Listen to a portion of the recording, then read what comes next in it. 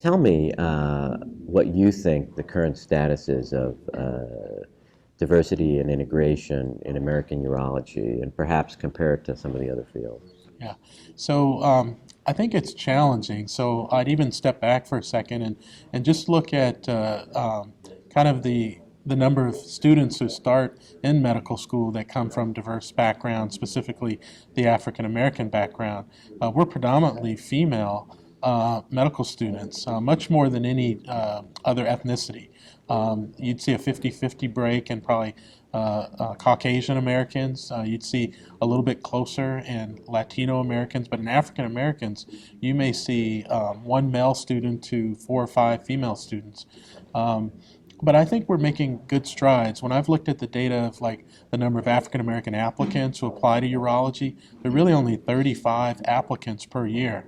I don't know the number about how many match, but that's something that we need to be aware of.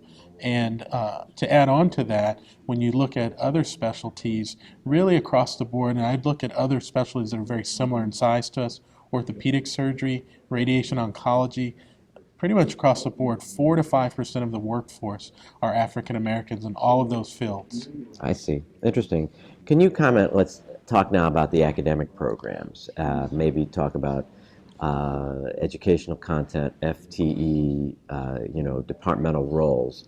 How do we stack up in terms of diversity? Yeah, it's. I think when you think about kind of the end product, right, being the faculty member who now is fully invested, very similar to what the opportunities I've been given here at the University of Wisconsin, is the pipeline. So you see a drop off. So if you've got 4 to 5% of residents who represent African Americans, that number gets smaller when you see the faculty, and then when you look at tenured faculty, that number is even lower. So it would be maybe in the 1 to 2% at best.